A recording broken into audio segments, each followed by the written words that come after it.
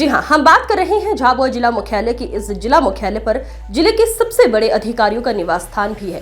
फिर भी झाबुआ जिला चिकित्सालय में अव्यवस्थाओं का अंबार लगा है। खबर प्रसारण के बाद डॉक्टर बघेल ने, जो कि जिला झाबुआ के सीएमएचओ है, उन्होंने जिला पीआरओ को हमको पत्र लिखकर खबर का खंडन करने को भी कहा था, परंतु पीआरओ ने हमको पत्र खंडन का जारी नहीं किया, क्योंकि पीआरओ को मालूम हो गया था कि खबर में कुछ तो सच्चाई है। और खबर प्रसारण के बाद सीएमएचओ ने यह भी स्वीकारा था कि मैं स्वयं बच्चों को देखने गया हूं और वो ठीक है और उसका प्लास्टर चढ़ा दिया गया है। जब हमने इस खबर का पुनः प्रसारण किया तो बच्चे के पैर में कच्चा पट्टा चढ़ाया गया। मरीज जिसकी उम्र मात्र 11 माह का है, बच्चा जिसके पैर में फ्रैक्चर हुआ था, पट्टा चढ़ाने के पश्चात डॉक्टर अस्पताल स्टाफ पक्का पट्टा चढ़ाने के लिए मरीज के पिताजी शंकर से रुपए की मांग कर रहे थे। चूंकि शंकर एक गरीब परिवार से था, इसलिए वो रुपयों का इंतजाम नहीं कर पाया। इसलिए शंकर व उसकी पत्नी अपने 11 माह के बच्चे को लेकर अपने घर पर ग्राम पंचायत कुबेरपुरा पारा चले गए।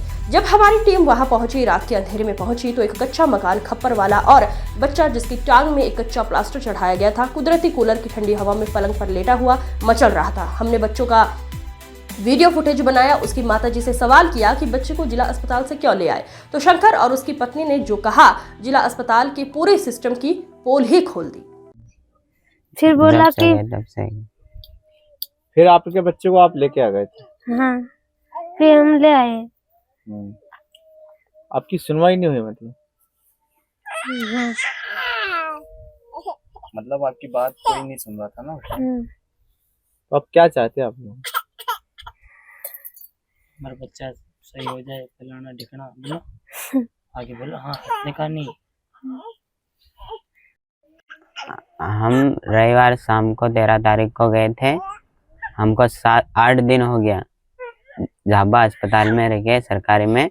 तो वहाँ पे मतलब हमसे पैसे की डिमांड करी उन लोगों ने कि पैसे दोगे तो हम इसका पट्टा चढ़ाएंगे, बाकी नहीं तो 8-10 दिन और रहना पड़ेगा, फिर चढ़ेगा।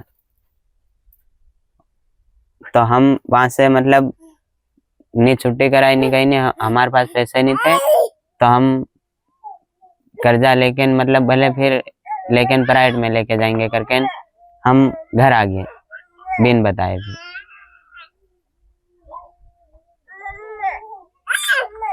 वो कुछ भी मतलब इलाज नहीं कराया उन लोगों ने। वो आते खुद मतलब खुद की मर्जी से लिख के ले जाते। वो वहाँ काम करता, वो मेरे को बोलता है इनको यहाँ से भगाओ, और वो सिस्टर मतलब वो चिल्ला के बात करते हैं हमसे। तो आपने इसकी कोई शिकायत किसी और से नहीं की क्या? नहीं, शिकायत मैंने फिर नहीं की। भैया हम गरीब लोग हैं भैया, हम पेमेंट होना चाहिए हमारे पास, तो मतलब कुछ कर सकते हैं हम आगे, पैसे हो तो। शंकर भाई, आप आदिवासी हो और भैया नहीं सुनती है, मतलब कुल मिला के वो उनको मिल चाहिए मतलब पैसे, अस्पताल में सरकारी में भी पैसे चाहिए, जो कि हमारे पास नहीं है। मेरे को पिताजी को लेके जाना था तो मैं आ गया। झाबुआ जिला अस्पताल का किस प्रकार गरीब आदिवासी मरीजों का इलाज चल रहा है, वो खुलेआम पैसे मांगे जा रहे हैं। पैसे नहीं देने पर यदि मीडिया के सामने पीड़ित परिवार आते हैं, खबर प्रसारण के पश्चात इनका किस प्रकार से टॉर्चर किया जाता है कि वो गरीब परिवार अस्पताल में भर्ती मरीजों बिना इलाज के ही भाग जाते हैं, जबकि अस्पताल में ड्यूटी कर्मचारियों की ड्यूटी रहती है कि मरीज बेड पर है या नहीं। आखिर झाबुआ जिले का स्वास्थ्य विभाग का सिस्टम कब सुधरेगा?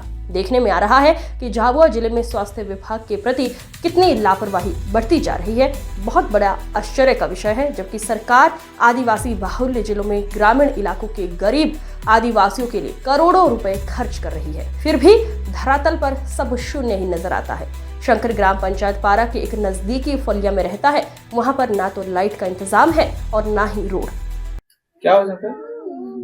भैया पिताजी भी बीमार रहते हैं, और मतलब ये फिर ऊपर से बच्चा गिर गया, फिर इनको लेके जाऊं कि बच्चे को लेके जाऊं कि चारों तरफ से मतलब मैं एक सब भाई अलग अलग हो गए, सब बोझ मुझ पे आ गया है, ऐसा है।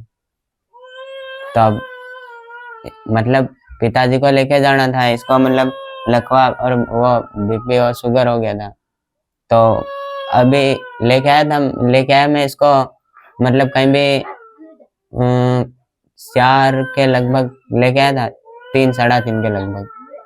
तो फिर मैं आया, इसको यहाँ पे रख के फिर मैं वापस काम करने गया पारा से आया था मैं, और फिर आप आ गए। ठीक।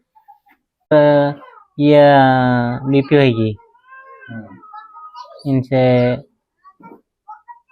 काम धंधा नहीं हो रहा भाई।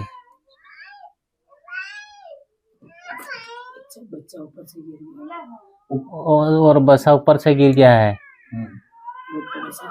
बहुत परेशान है भाई। और ऊपर से हमको सरकार की तरफ से कोई मदद नहीं मिल रही। सरकार तरफ कहीं मेरा ये जो मामला है ये मेरे संज्ञान में आया है, और मैंने अस्पताल में डॉक्टर से भी बात करी है, और जिस तरह का जो परिवार की शिकायत है उसका जल्द से जल्द निराकरण करने का आश्वासन दिया है। डॉक्टर से भी मेरी बात हुई है, प्रशासन से भी बात हुई है। तो मुझे लगता है कि जो अभी तक इलाज अगर नहीं हो पाया है तो उसका जल्द से जल्द निराकरण हम लोग करवाएंगे। वहाँ पर जो सफाई कर्मचारी है, नर्स है, उसको बच्चों जो उसके पिता है उसको डांट रहे हैं, तुम लोगों ने क्यों मीडिया को बुलाया, ऐसा भी लोग बोल रहे हैं। नहीं, देखिए, अगर इस तरह का किसी नर्सिंग स्टाफ ने या फिर सफाई कर्मियों ने करा है तो वो गलत है, क्योंकि अगर किसी का इलाज नहीं हो रहा होगा तो व्यक्ति कहीं ना कहीं तो बताएगा, और मीडिया सबसे पहला एक माध्यम होता है कि अपनी बात प्रशासन तक पहुंचाने के लिए और जनप्रतिनिधियों तक पहुंचाने के लिए। तो मैं ये समझता हूँ उसमें उस मरीज है उसकी कोई भी गलती नहीं है, और अगर इस तरह की बात हमारे पास आती है तो हम उसका अलग से भी संज्ञान बिल्कुल लेंगे।